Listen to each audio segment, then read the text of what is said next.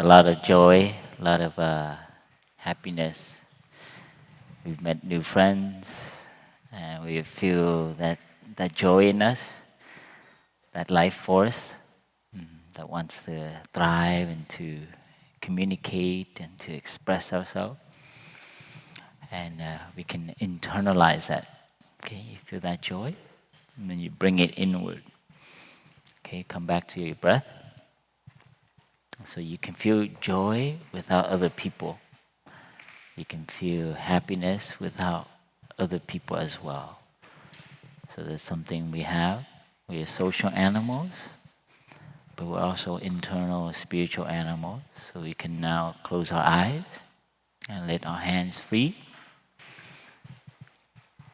If anything you learned here, at least you had one moment where you were undisturbed by anyone. And that is the power of having a conscious mind. You are the master of yourself. Your parents, your teachers, your friends, they can help you to some extent. But when it comes down to it, you can also be your own master of your own happiness, of your own joy.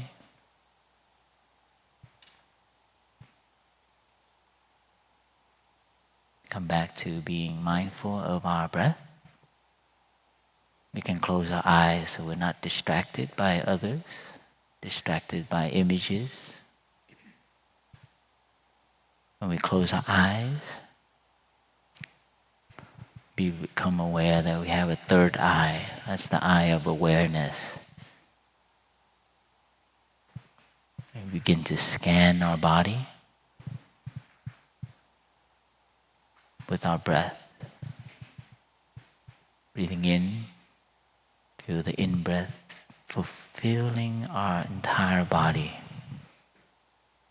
All the way through the shoulders, dropping the shoulders. All the way to our fingers, to our toes. Breathing out, we let go. We allow the gravity of the planet pull us, feel the weight of our body. So each in and out breath, we fully inhabit our body with our awareness. Our neck, our back, become comfortable in our body just as it is. Whatever shape, size it is, we accept our body just as it is. Don't need to be taller.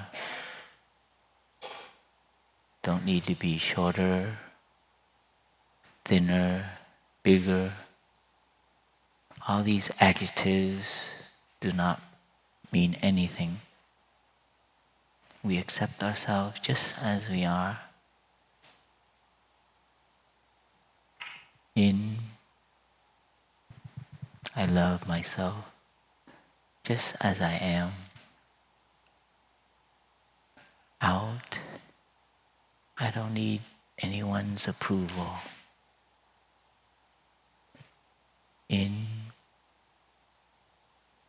as I am. Out, no need for approval.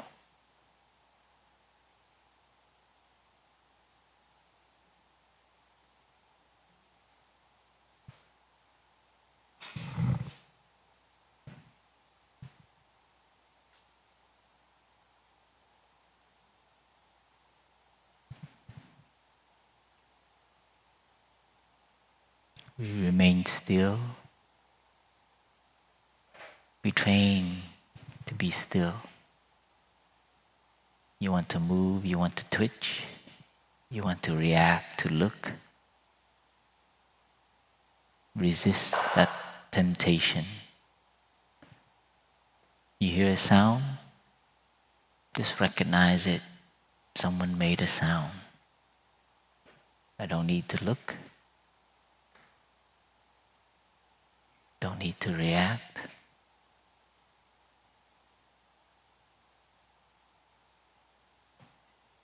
Learning to still our body. How wonderful not to have to look, to turn our head, just to be still.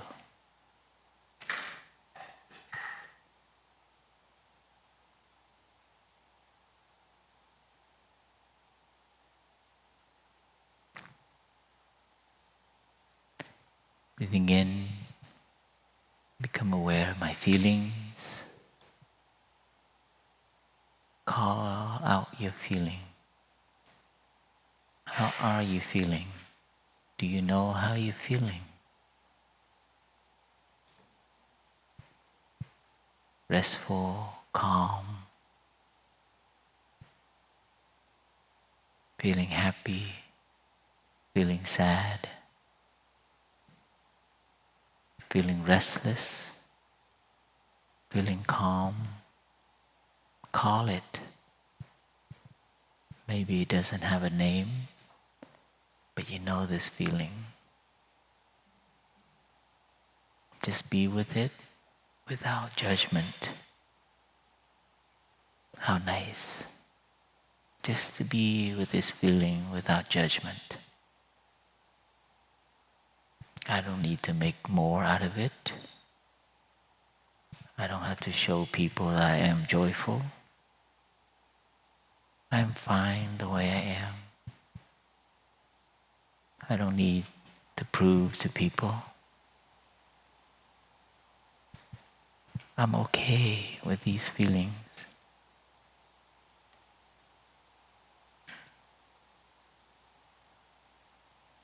In,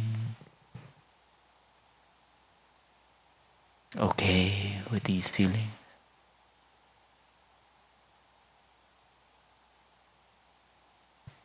Out, I'm really myself.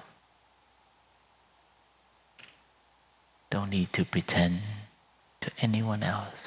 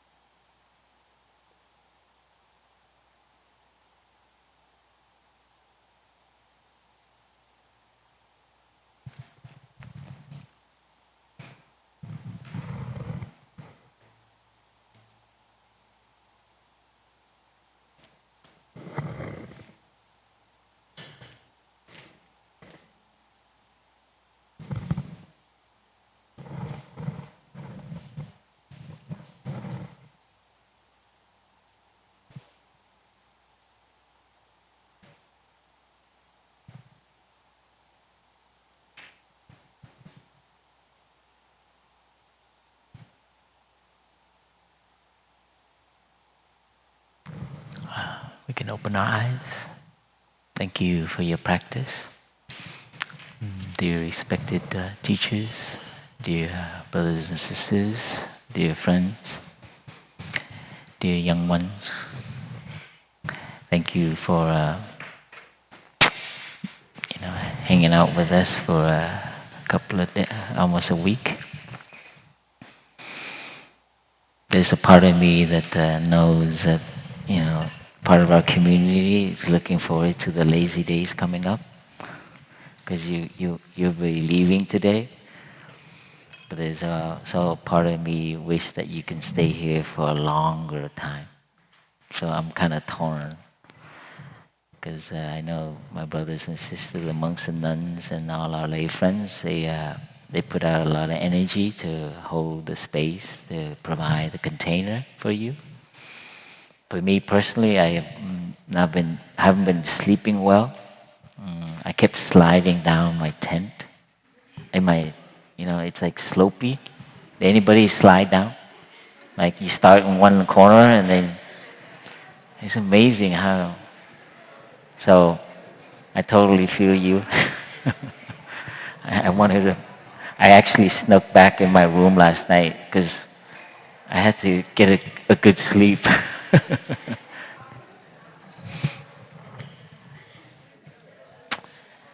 But it's nice to have a new experience, though, right? That's why I go down there and tent with you guys, because we like to be in our, like, what is it, comfort zone.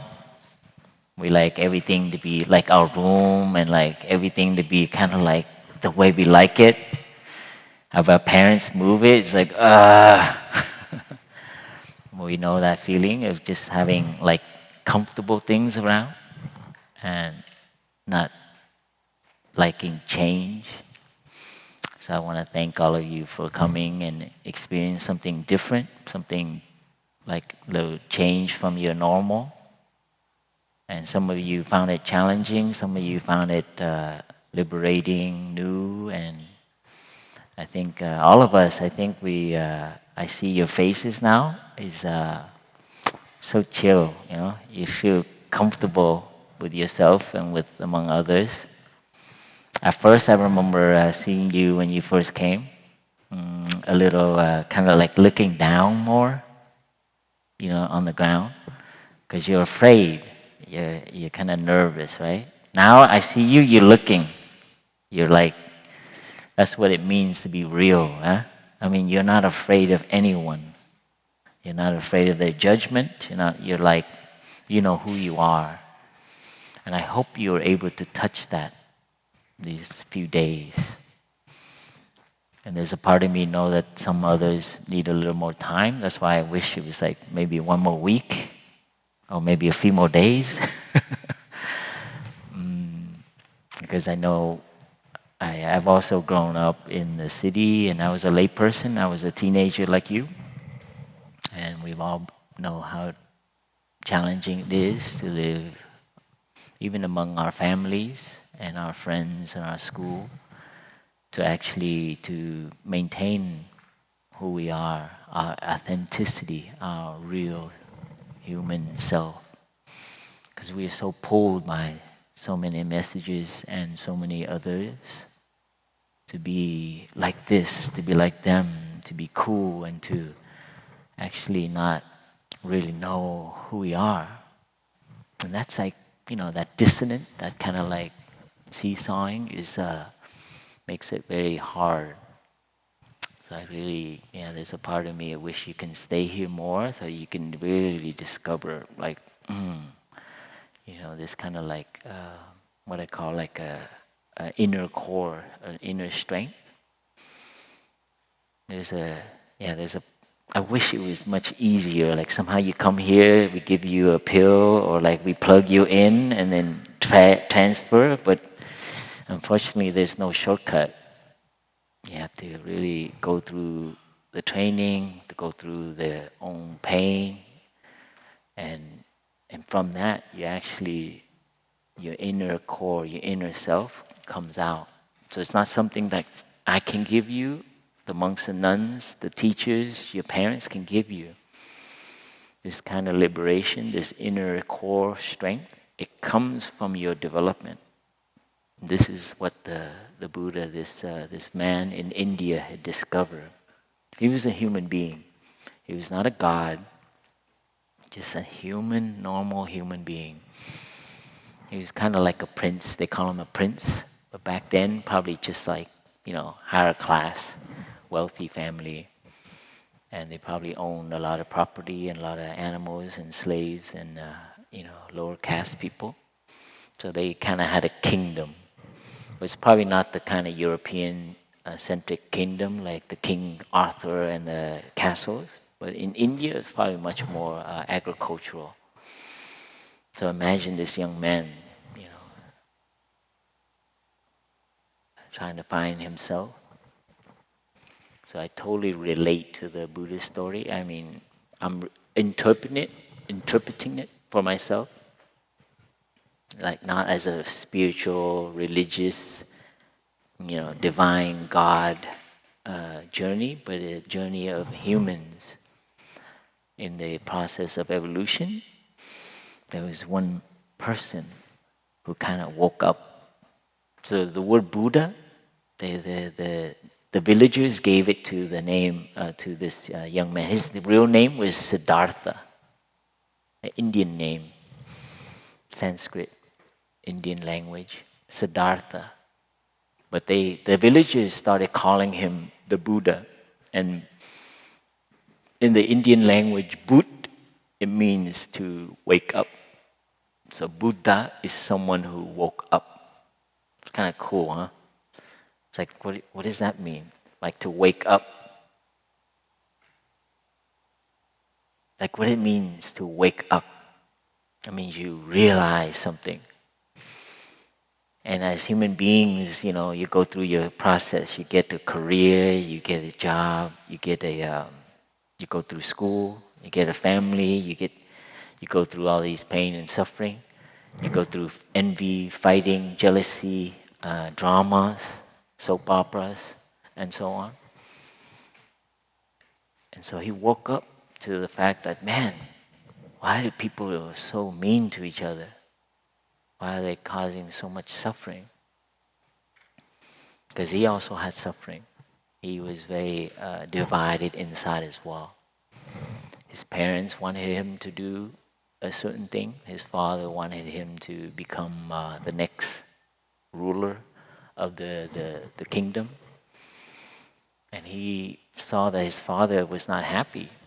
His father was like had to deal with a lot of political jealousy and envy and did a lot of injustice stuff. So he saw that. He saw like, man, I don't want to be like that. And then he looked at other models that are around him. He went through the whole training of becoming, he was well educated, well trained, did all the martial arts and stuff. But somehow still he did not feel at peace. So he took to the road and went into the forest and traveled and found all these spiritual practitioners. And he followed them and tried to discover one teacher after the next to discover how they found peace. And this is the journey that this tradition, what you're experiencing, the breathing out, breathing in, sitting, folding your leg, is from India. When you fold your leg, how many of you do yoga? Yeah? Yes, yoga is even more ancient spiritual practice. But now in the West, it's become a little bit too like body beautiful, kind of like, looking good. But actually, it's a spiritual practice to train our mind, and meditation was very part of it. So the Buddha, this awakened being, was the person who actually went and found these practices. He did everything. He did even ascetic practice. He met a teacher where part of their practice is to suppress the body. Don't feed the body. Like it became like really bones and skin. It's kind of like suppress, because their belief was that the body is the one that has all this passion and all this craving and all this like wanting food, wanting sensual pleasure. So they just suppress it. No eating, just drinking, and sometimes going for long periods. So, some teachers have these ideas where it's like, no feelings, be like a carrot. So these are some practices he tried. And he finally realized after actually burning out. I like to share that the Buddha burnt out. Can you imagine that? On his spiritual journey in trying to be enlightened, the Buddha burnt out. He actually got really tired. He ended up crawling from the cave to a river. And this is how our teacher describes it in the book Old Path, White Cloud. And there was a little young Indian girl. In their tradition, they go to the forest and they feed the spirits in the forest. So on her way that morning to go offer the rice, kind of like milk rice they offer. I forget the name of it, but anybody know? You know, it's like that that milky rice. Who's Indian here? See, what is it called? You say it? Kheer. Yeah, kheer, that's right. Yeah, so they put it at the foot of a tree and they offer it. When you go to India and you go in the forest, sometimes you see it. Anyway, this young girl on her way to offer the foods found this this barely a human being, just bones and skin. And it's the Buddha. Siddhartha, or this young man who's like trying real hard to to succeed in finding peace. And this girl feeds the Buddha some that rice, and slowly he revives. He revives back, and he finds some health, and he started to find balance again to his body. And then one time as he was sitting, he realized a memory when he was young, a little boy when he was young. And he was sitting under a tree. They call it a rose apple tree. And he had this memory. It's like, wow, I remember that. The breeze blowing on my face.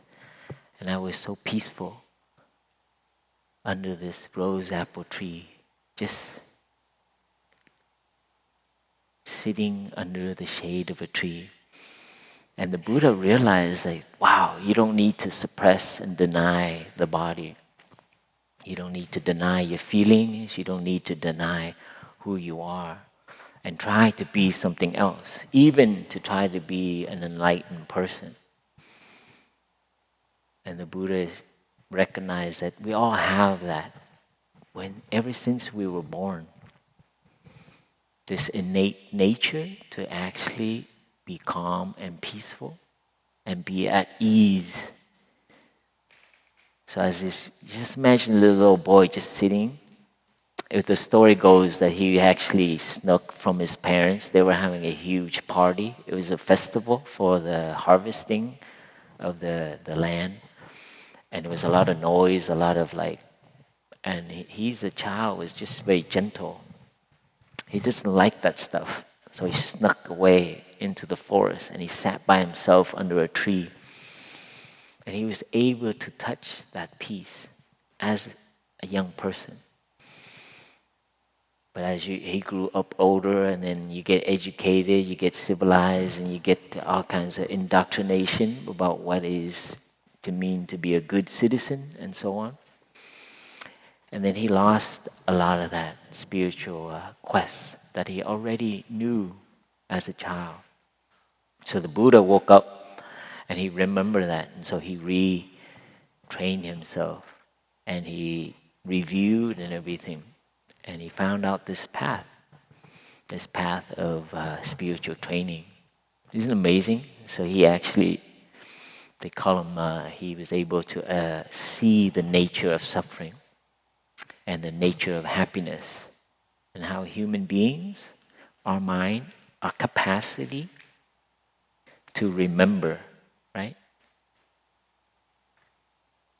And it's exactly that capacity to remember that cause suffering or cause happiness.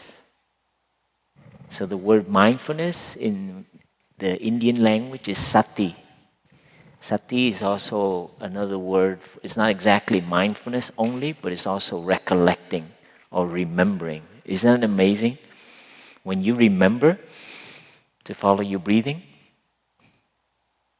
you come back to yourself, right?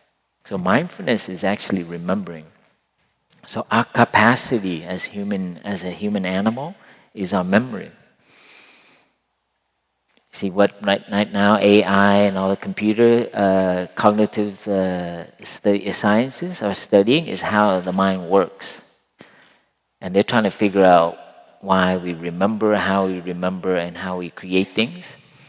And this is what the Buddha realized way 2,500 years ago by sitting down. He recognized the root of why there's so much trouble, so much,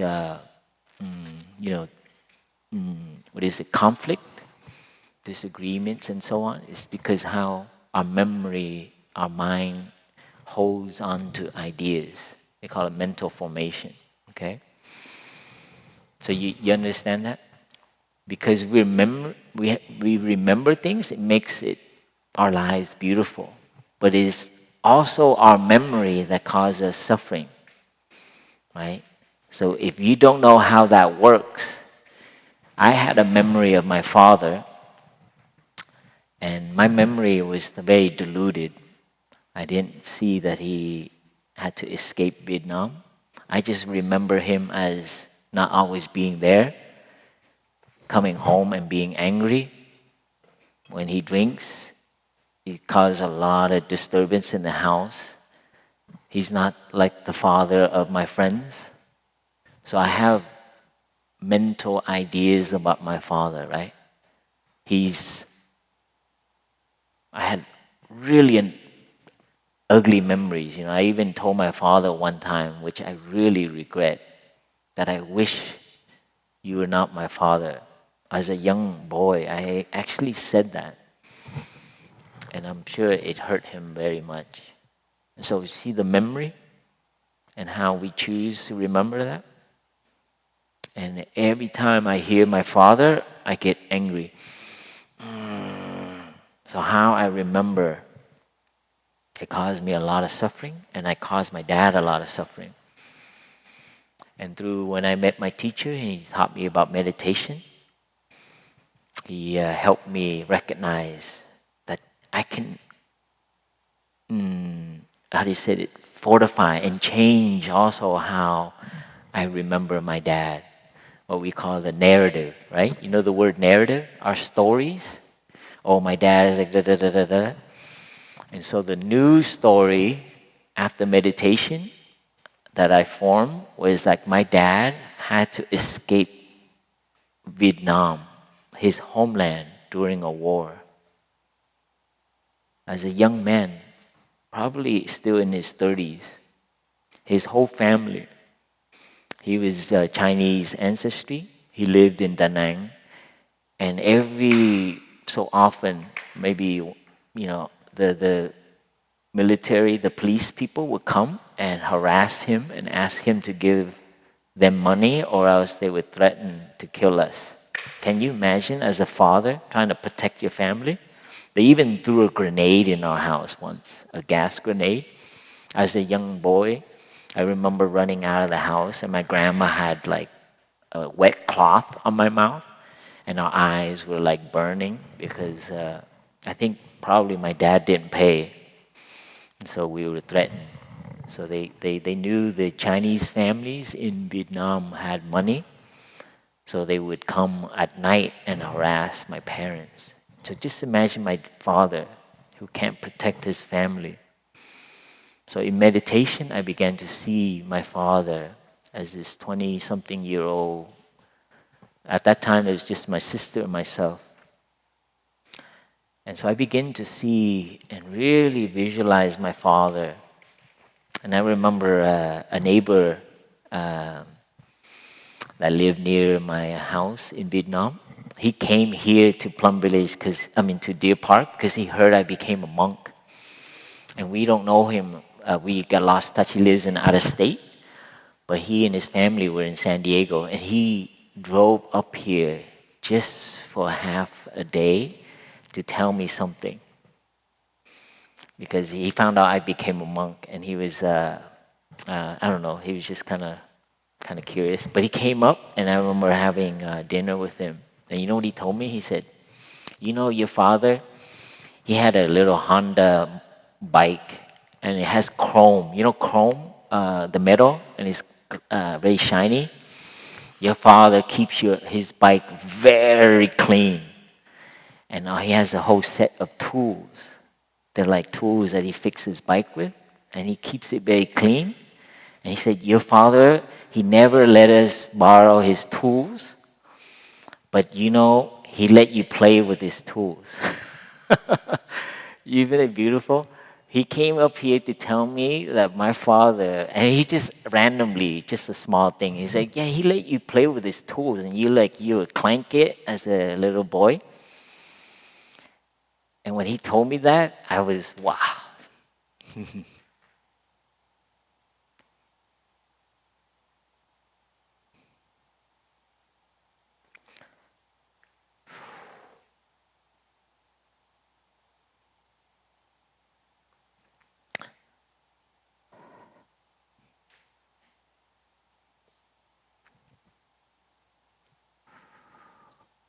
Ooh, I didn't plan for this.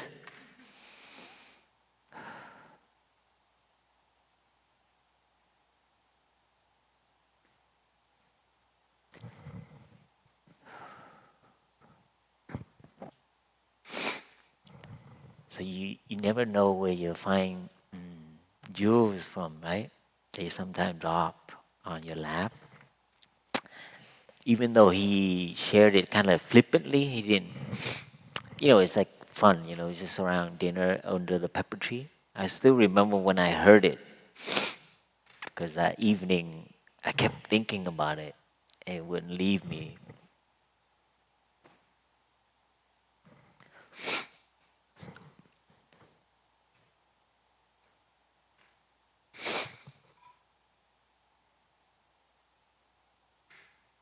I should have just stuck to my notes. I hate telling stories.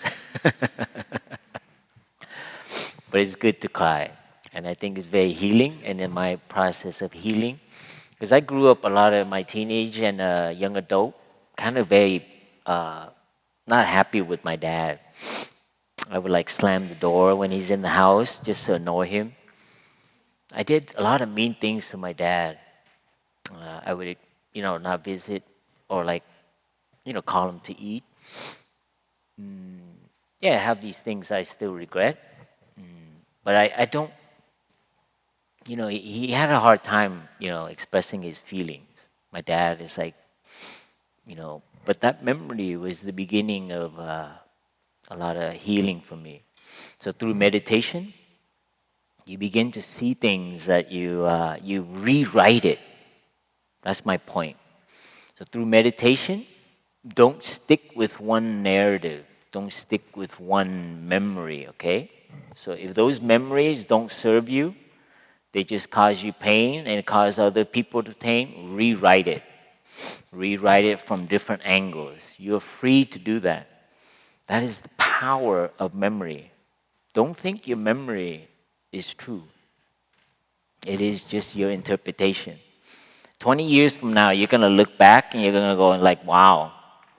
Yeah, like I do now. I look back and I say, wow. The mind that I had as a young person is so still very limited. Didn't see very much. Like I didn't see how much my father loved us. When I was young, like your age, and I go and hang out with my friends, and they drive me all over the place, and then we get stuck, run out of gas or something, and we figure out, and I call my dad, and out of all my four friends, none of their parents would pick us up. My dad would drop whatever he's doing, and he'll come pick us up right away. We're squeezing his truck, Toyota truck. Anywhere I get stuck, my dad would come and pick us up. Now that's pretty cool. And none of the other parents are so busy. My dad's busy too. So I just wanted to honor that a little bit.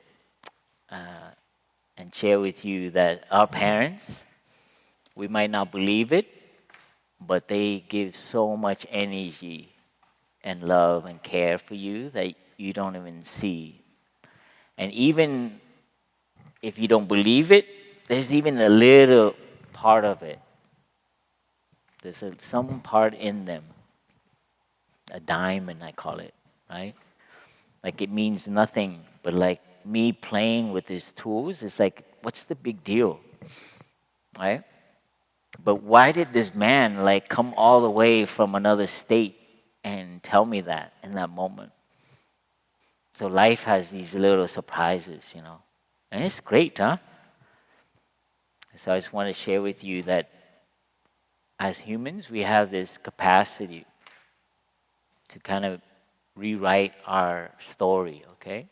And as you grow, you might not know what I'm talking about now, but I need to share that with you because it's very important because how we see our lives, our family right now, it's going to change. You will remember it differently, trust me, when you grow older.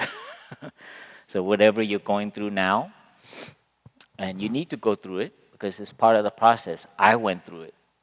So that's why I don't feel any, I mean, just for you to come to the monastery for one day, let alone how many, 5 days? Oh my God, I would never do that. My parents make me, I would definitely try to get away. I was quite a different teenager. So just the fact that I know what I went through, I have so much hope on you guys that you guys have touched something here, even if it's only a small little instant, that would not be lost, and then that you will always find that out when you come back here.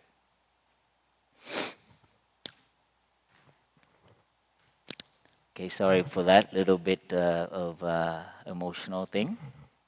I wanted to share with you. This morning it was amazing to see a lot of you um, take the 5 mindfulness training. That was very powerful for me to see so many young people take that. I feel like we are equivalent to the military. You guys are the soldiers. You just finished your training, and you are the military. I mean, military doesn't have to be violent. You're disciplined, you're trained, you know your direction, you have a focus. And that is to spread more love, more understanding, and to reduce suffering and reduce hate. That is your weapon. So that's what I want to share with you today. First, you are a practitioner because you've learned some practices, right? What have we learned today? I mean, this week. We learned how to walk slowly, enjoying our steps, right? Like we don't have to rush. We learn how to sit still, most of us. We learn how to breathe and be conscious of our breath. So you've been trained, just like the military. They learn how to climb walls, they jump ropes, they shoot guns. What else? They slept in barracks, right? Or whatever you call them. You guys sort of like, we're in military camp. What else you learn? You learn how to eat without rushing, to enjoy your food. You learn how to take care of yourself. You learn how to speak one person at a time and to share what is really in your heart, even though it's scary. Now that is a powerful tool. Not a lot of people share what's in their heart. They only share because they want to project something to other people. They want to share because they think they're going to like you more. So you share mostly for other people to like you. But to share from the heart, what you learn is you share what is really, you've been listening to yourself. So sharing from the heart requires a lot of deep listening to yourself, to hear and honor that voice. That is scary. Your age now, it is scary to do that. If you did that and it's like, what's wrong with you? Don't bring that up. I was like, why are you sharing? Come on, man. You know?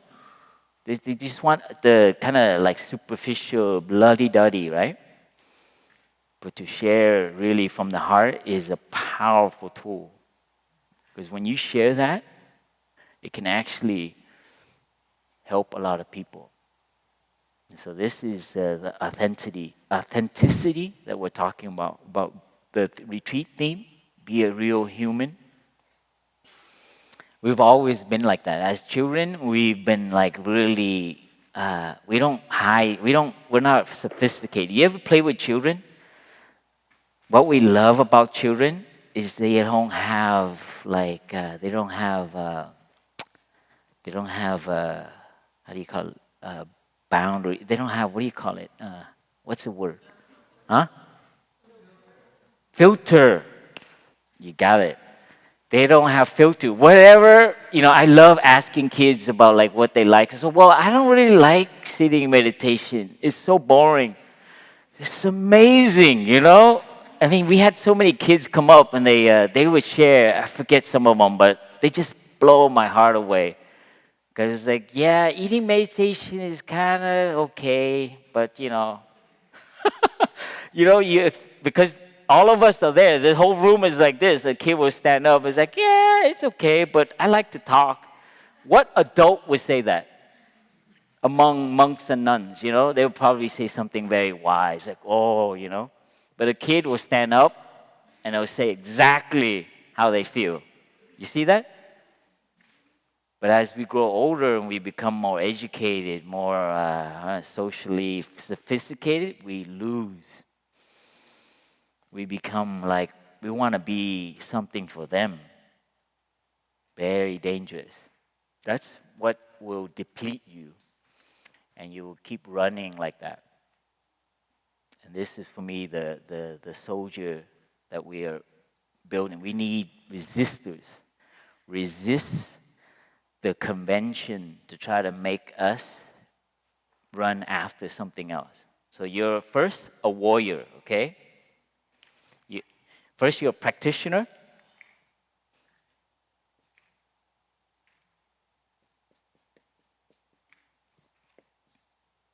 So you learn the practices, right? All these things that you learn, besides sharing from the heart, when that one person is speaking, we all learn how to listen deeply, without judgment, without reacting, without liking, disliking, without what do you call it, trying to comment. We only hear what we want to hear, and we filter the rest out. How many of you recognize your commentator this retreat? You have a commentator inside? You go around kind of going, yeah,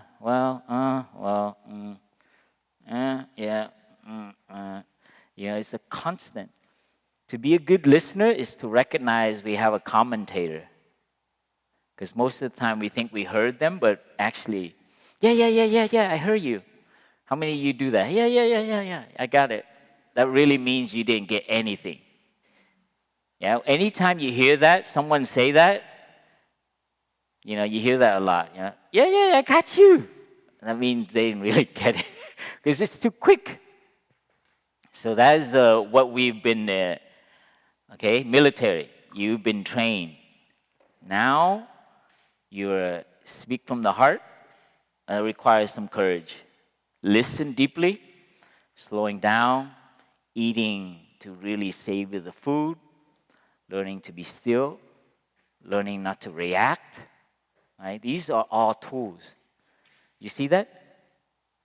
The military goes to another country, they do their terror, whatever.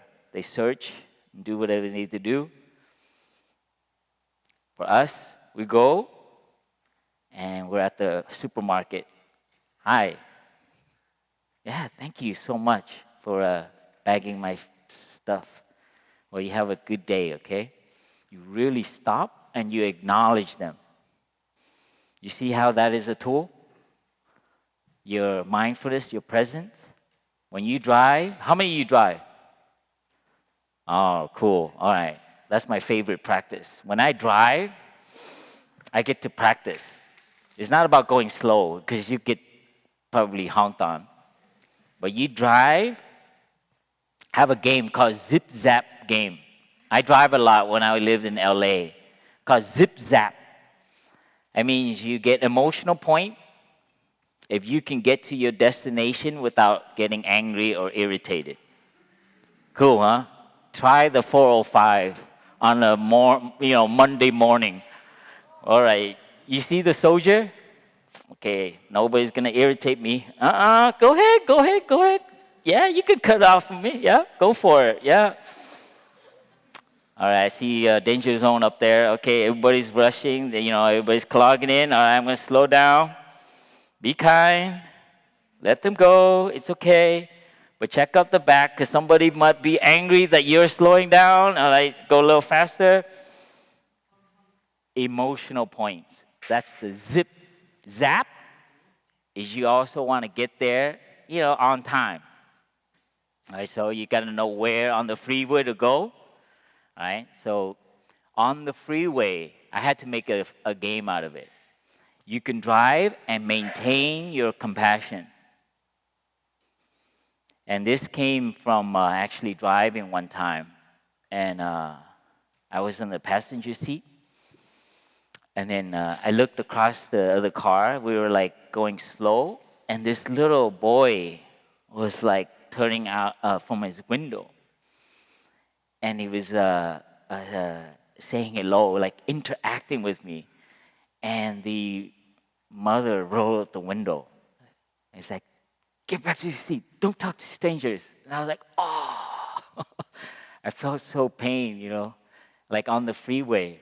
Like we're it's so inhuman, Like we treat each other so badly on the freeway. I don't know why, why we. And that's how we slowly get trained to become inhuman. You understand? You see the soldier? So you guys are warriors.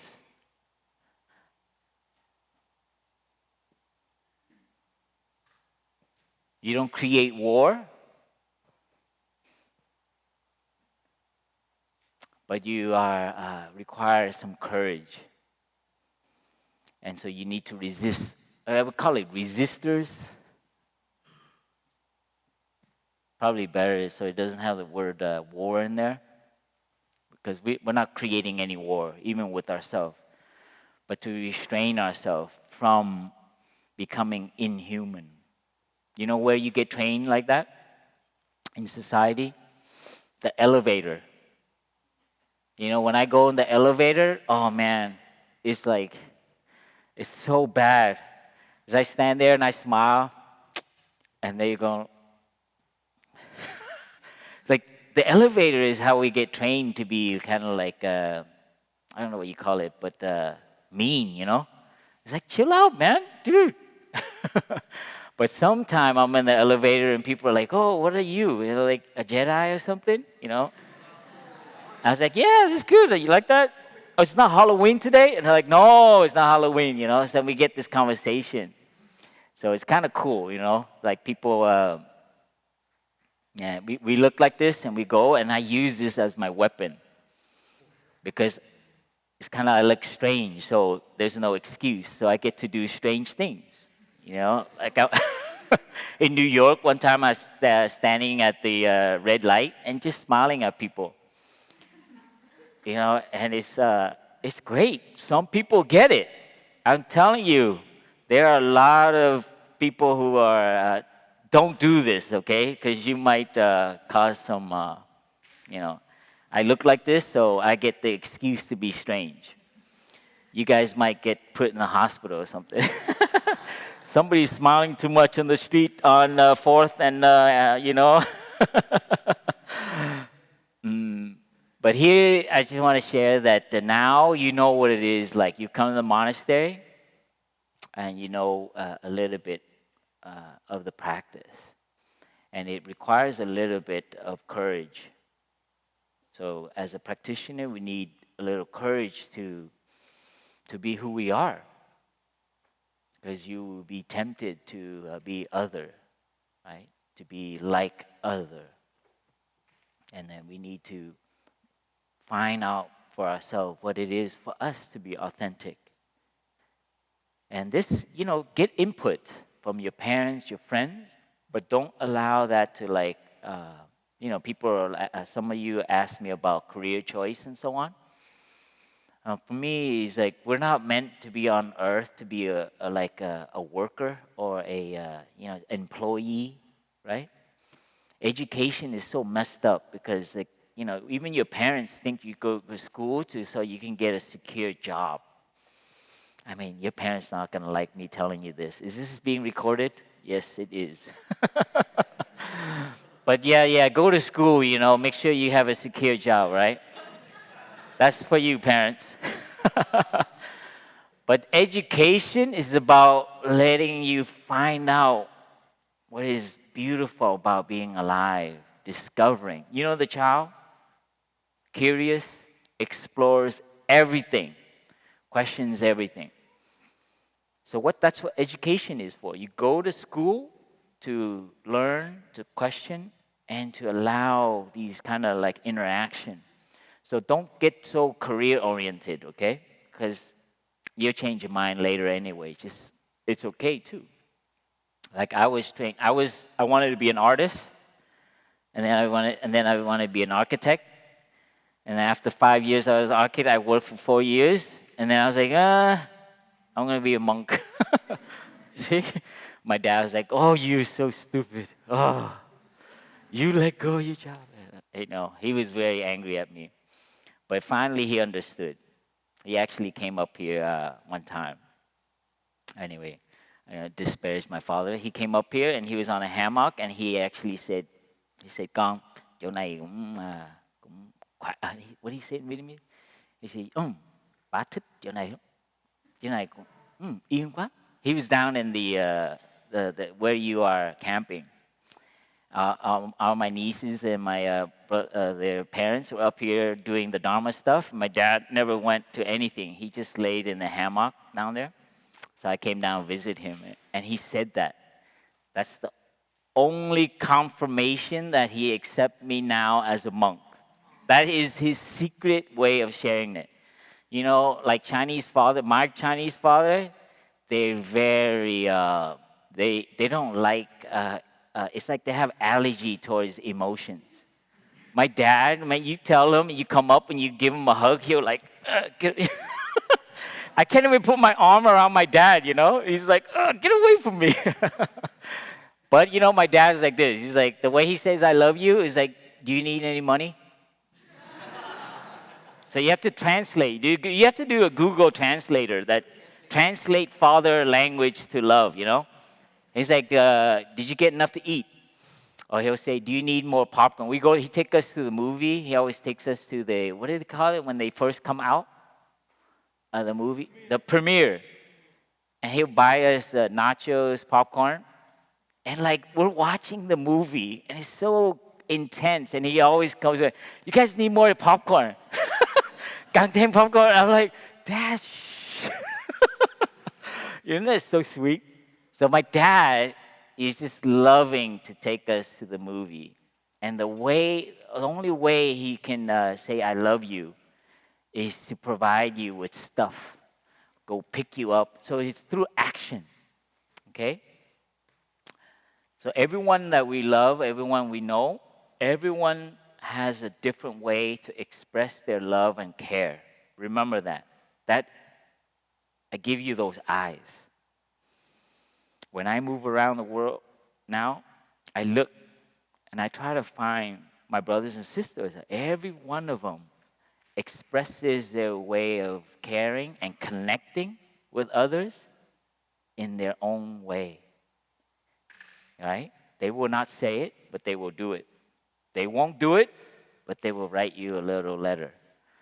They won't, they have so many little quirks, what do you call it? Like little weird quirks. And I love to look like that.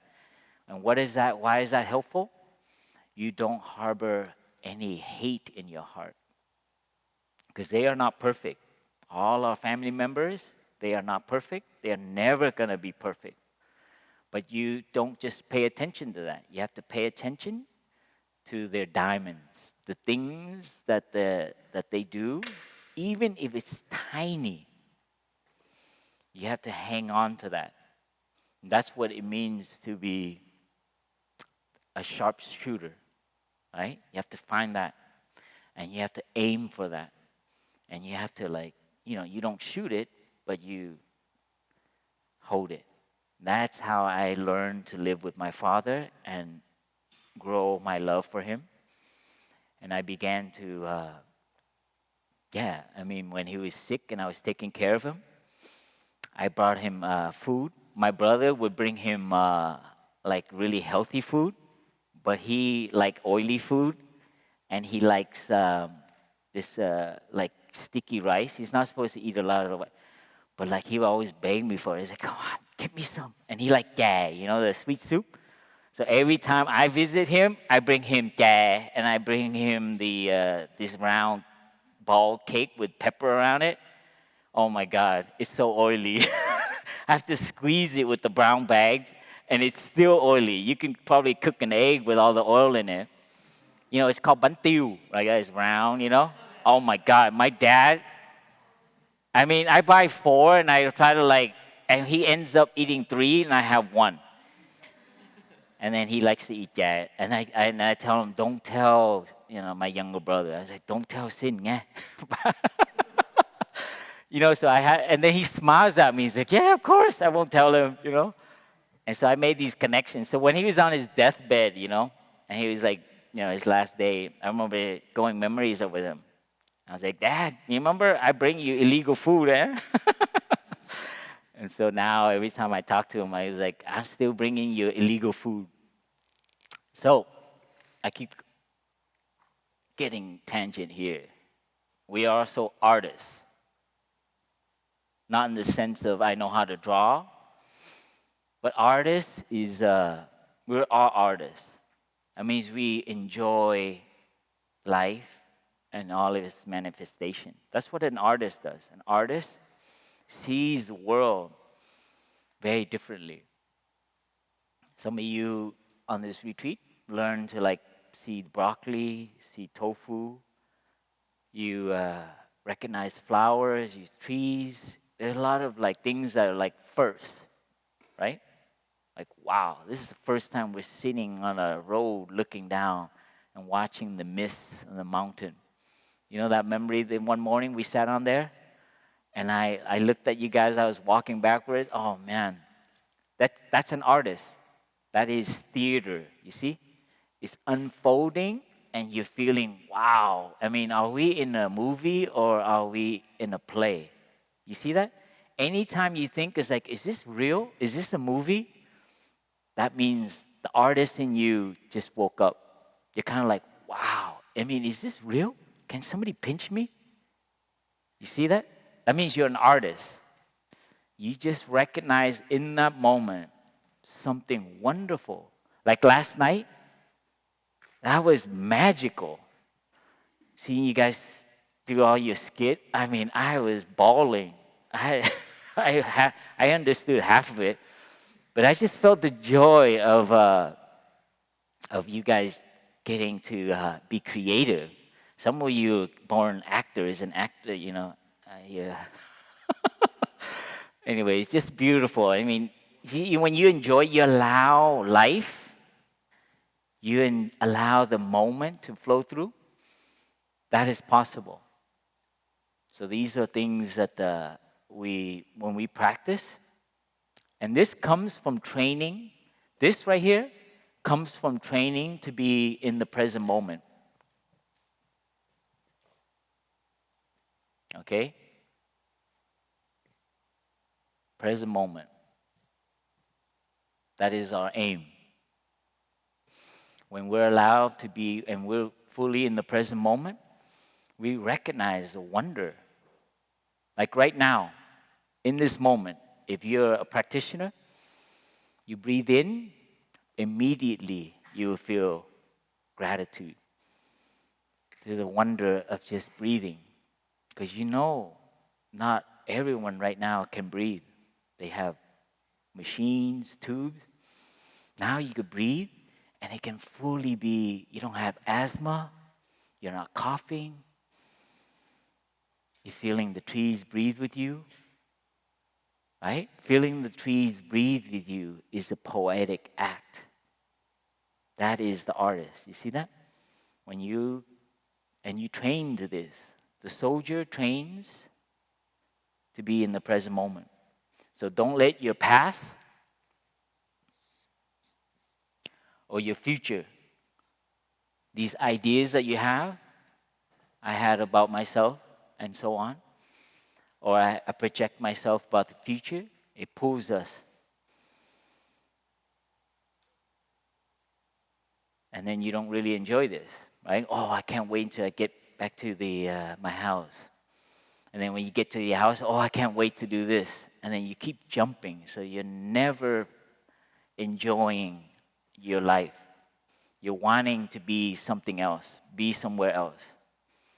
Or you are burdened by what has happened to you. You won't let it go.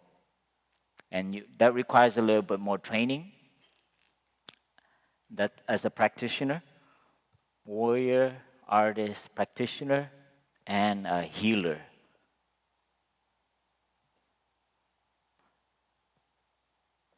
Your own doctor. You don't need medicine, you don't need supplements, you don't need therapy, you don't need any of that. You will become your own healer. And part of this is related to the practice of accepting our pain, our suffering. You have to accept that first. And that's what I had to accept, to recognize that, I grew up in a family had to escape war, so I had a lot of tension, a lot of, like a volcano. I was very explosive. I look peaceful, Karen, but you mess with me, I get explosive. And I was trained like that as well through my upbringing. I lived in an area where I went to a school where I was like the only Asian, so I had to, fight and define my safe zone, right? So I did a lot of fighting, meaning. So that kind of anger, that kind of it came from not accepting a lot of like traumatic experience I had when I was a young boy, and then growing up in a family that was constantly in tension, like my parents, like infighting. So I was very afraid sometime at home. Like when my father would come back, it's like, oh boy, here we go. I'm like doing my homework and I get really tense. And so this is the kind of pain I had. And through meditation, I was able to like reconcile with that. I share with you like one moment when I was younger as a monk. I shared something and someone wrote it, and then I reread it, and so I had this outer experience of like that person, not me, but it was describing my childhood. And all of a sudden, I'm laying on the bed, and my whole body starts to shake, and I'm like convulsing, crying. And I had no idea, but it was definitely a kind of like a very healing thing. And that's what's beautiful about this practice is that we allow some of that to go through us, okay? Because in our society, it's very, to cry is like, you have to like stomp it, don't, don't embarrass me.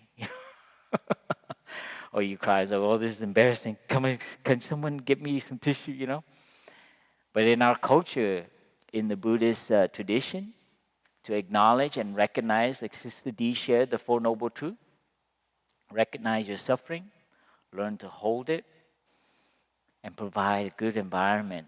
Like a baby crying, when you have an emotion, a strong emotion, just use this image. It helped me so much. I didn't do this, I did this.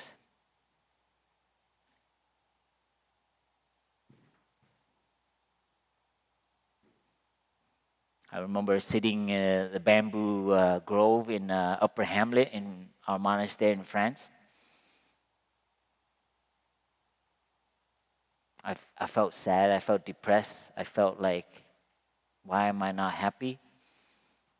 You know, I'm my teacher's attendant. I have all these wonderful monks and nuns, brothers and sisters. I'm in a good environment, but why am I sad? And that was the first time I accepted my sadness, and that I don't have to be a happy monk all the time. And I laid there, I sat in it was in the next to this Buddha garden, and it started raining, and I got really wet. And I said, I'm not moving. And slowly, because you're all wet and the rain is coming down, I started to laugh, because if someone saw me sitting there, I think I would get reported as being crazy. I say, what is Phap Dung doing out there in the grove? Luckily, no one saw me, but I remember smiling, going like, man, this probably does not look good. But it's so cool that it was already dark. But I'd share with you that I had a moment too of very kind of unexplainable sadness.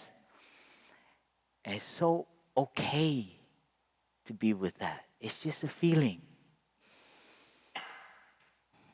And it was so healing for me to just accept myself as a sad monk. I don't have to be around happy and mindful and positive all the time. That was my first breakthrough, because I was trying to be a perfect monk, you know, like I would pass the tray full of cups, and I try to not make it cling. You ever try to pass a tray with like 10 cups on it? It's like, and I'm like, that's pretty intense. That's a little abnormal. I mean, you call it mindfulness. Oh, he looks so peaceful. Look at that. He's not making any noise. But internally, I was trying too hard. I was like, what do you call it? I smell mindfulness. I smell like a practitioner. Like, I'm practicing. Right? I was like that. Like a perfect monk. Especially when our teacher is around. But when he's not around, I'm like, yeah. You know? And then I try to walk like my teacher. It's like, God, nobody walks like that, man. You see that? Internal healing. I'm trying to be somebody else. You see that healing? That is what the Buddha found. You don't need to do that. And we all have that. Remember children, okay? Don't become an adult. Of course, be responsible, find a job, get a good grades, do what your parents tell you. But remember, be happy. The secret to happiness is finding what is in your heart. And all of you are I watch you kind of like spying on you, watching you. I saw so many beautiful acts of kindness. And I just used to say, and you hardly even know each other. That's kind of weird, huh? Yeah, but that's kind of cool though. Sometimes your best friends are so harmful because you don't want to lose them. But you meet someone for 2 days and they feel like they're your best friend. Why is that? Because both of you are who you are. I don't want you to be any different. I don't expect you. I don't want to hold you. I don't want to own you. That's why when you have a present moment experience with each other, it's so cool. There's no expectation. You see that? This is an environment like that. And I wish there was more like this. That's why I want to go home with you to help you set it up. It's like, Dad, Mom, leave her alone, man. Just chill out. I want to protect you guys so that you don't get infiltrated again. And you will. You will. You will go home and your friends, and you're going to want their approval. And your parents are going to pressure you, be successful, get a job, don't listen to that monk. But here, what we teach is a little bit unconventional, because I know a lot of powerful, wealthy people, and they're very lonely because they didn't go through this training. Why do rich billionaires suicide? Why do powerful men lead to really perverted act? Why do leaders who are so powerful cause so much destruction? Read the news, look into it, because they are not trained. They are not the true kind of warriors, true kind of practitioner. They have a lot of ideas. So when you read the news, identify where there is delusion. Sorry, I have a rebellious revolution kind of side of me. That's part of this training. But it's in line with our teacher. Our teacher is very fierce. If you know his history, check out his history. There's a book called Fragrant Palm Leaves. It's very powerful. And there's also a poem he wrote about Pine Gate. It's a beautiful poem he wrote. And this, I imagine, is during his time in Vietnam during the war. It's about a monk who goes down to the temple from the mountain, and his teacher gives him a mirror so he can check with himself, make sure. Because if that monk goes down there and he gets tempted by many things, he can lose himself. So he needs to look in the mirror and make sure that he's authentic and that he's moving from compassion and not out of fame and power. It's a beautiful poem, and it could be applied to all of us as we return to our lives, our family, that we become authentic. In the 5 mindfulness training I shared with you this morning, right? The certificates, they're like mirrors. When you read them, they're going to tell you a bit about how was I last week, the last 2 weeks, how am I speaking? Am I engaging in strange sexual interaction? Or is it true love? Am I attached? Am I consuming toxic things? Am I involved in toxic rumors and conversation, texting, and so on? So when you read that, it reflects to see how you're behaving. Okay, remember the three, I don't know if we shared about it, but the three is our mouth, speech, our action, behavior, right?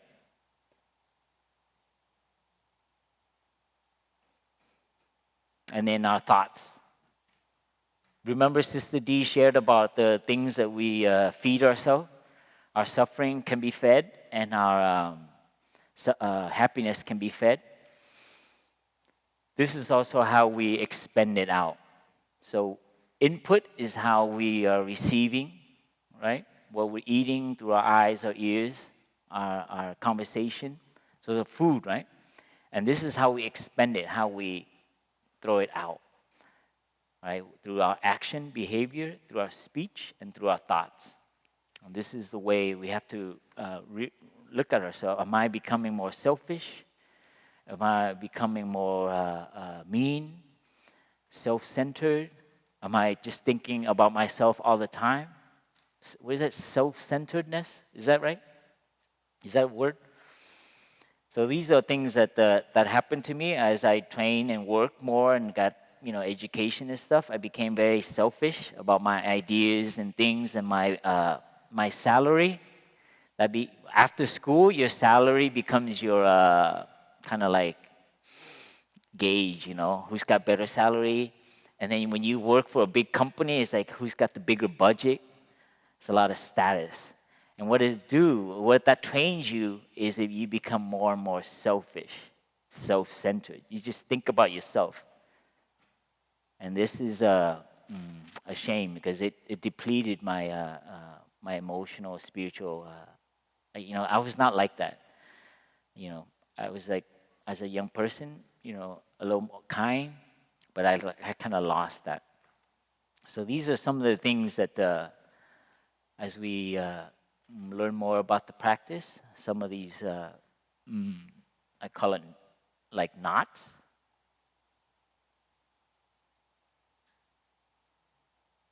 right? They call it internal knots. And as more and more we practice, it unravels, right? We understand more about the nature of our our suffering, our pain, or things that cause us dis-ease. The more we understand, then the more, that's like another way of the knot becoming more loose. Yeah, and that's what happened with my knot with my father. The example I give, I had a mental formation about him, and through understanding more about his past and who he is, naturally there's a kind of maybe not I love you love, but kind of more like, oh, I feel for him love. I uh, I wouldn't say, I've never said I love you to my dad because he'll probably like slap me or something. It's so uncomfortable. No, it wouldn't slap me, but I didn't want to make him uncomfortable, you know. But I try to hug him. As a monk, I try to hug him many times, and he would like, eh. After one time I hugged him, and he cried like a baby because I surprised him. He was sitting there, and my mom was just got an argument, and he felt really lonely. And he came out of his room. He was been in there for like weeks, and nobody was home. And then I remember he was eating, and he wasn't reading a newspaper. And I remember I snuck up on him from my room. I was staying there that summer, and I did this. And then he's like, "Ah," and then he's like, "Your mom, your mom, your mom." He just felt lonely, and he just yelled. And then he started crying. And my God, that's my first time seeing my dad cry like a baby. And it was so healing for him and for me, because I'd never seen him cry or like utter anything emotional. But yeah, he's also very lonely, and he got stuck. Sometimes a lot of adults, they get stuck, and they can't get out. Sometimes they need help, and we get stuck as well. But now we are practitioner. Okay, so that's what I arm you today to be soldiers. So go home and tell your parents we went to the military, and Thầy Phap Dung armed us with like machinery, and to go out there and to resist with our weapons of compassion, of understanding, of love. You see the metaphor? Because, it is kind of like a military. You come here, wake up, come on, get out of your tent, be on time, line up. Luckily, we don't have the whistle. But the monastery has some aspect of discipline very much like the military. The military, they demean you, they make you like that, and then they will put their stuff into you. How many planning to go to the military? All right. Good luck, huh? Good. I met some, and they shared with me what their whole training process. So this is, let's come back and breathe, and we take a moment.